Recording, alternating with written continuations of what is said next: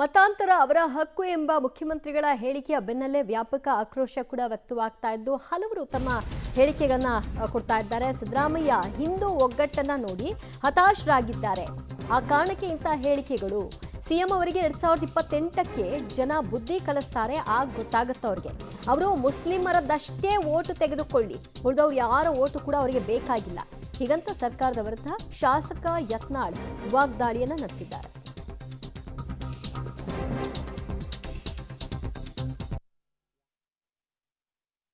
ಅವರ ಬಜೆಟ್ ನೋಡಿದ್ರೆ, ಅವರ ಆ ಕಾರ್ಯಕ್ರಮಗಳಲ್ಲಿ ಅವರ ಹಾವಭಾವ ನೋಡಿದ್ರೆ ಅವರು ಕನ್ವರ್ಟ್ ಆಗ್ಯಾರ ಅಂತ ಹೇಳಿ ಅವ್ರು ಈಗೇನು ಅನಧಿಕೃತ ಆಗ್ಯಾರ, ಅಧಿಕೃತವಾಗಿ ಡಿಕ್ಲೇರ್ ಮಾಡ್ಕೊಳ್ಳಿ.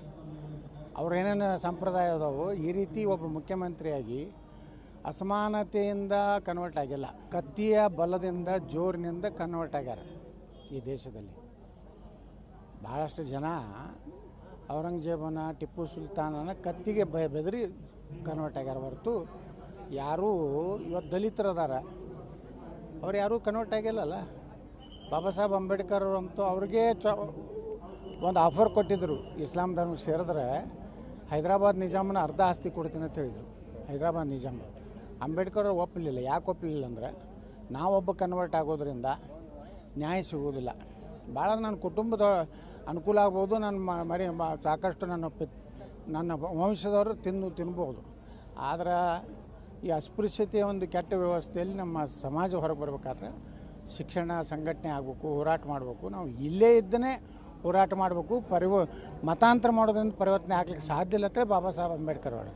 ಬಾಬಾ ಸಾಹೇಬ್ ಅಂಬೇಡ್ಕರ್ ಅಷ್ಟು ದೊಡ್ಡ ಮನುಷ್ಯ ಅಂತರೂ ನಮ್ಮ ಸಿದ್ದರಾಮಯ್ಯ ಅಲ್ಲ. ಅವರು ನೋಡ್ರಿ ಹತಾಶೆ ಆಗಿಬಿಟ್ಟಾರೆ. ಅವರ ಪ್ರತಿಯೊಂದು ಸ್ಟೇಟ್ಮೆಂಟ್ಗಳು ಏನಾಗ್ಲಕತ್ತಾವು, ಅವರಿಗೆ ಎಲ್ಲೋ ಒಂದು ಕಡೆ ಇಡೀ ಹಿಂದೂಗಳೆಲ್ಲ ಒಂದಾಗ್ಲಕತ್ತಾರ ಕರ್ನಾಟಕದಾಗ ಭಯ ಬರ್ಲಕತ್ತ. ನಾ ಇಟ್ಟೆಲ್ಲ ಗ್ಯಾರಂಟಿ ಕೊಟ್ಟಿನಿ, ಆದರೂ ಸಹ ಜನರು ಇವತ್ತು ನಮ್ಮ ಮ್ಯಾಗ ವಿಶ್ವಾಸ ಕಳ್ಕೊಂಡಾರ ಅನ್ನೋ ಸಂಕೇತ ಸಿದ್ದರಾಮಯ್ಯನವ್ರದ್ದು ಇದೆ.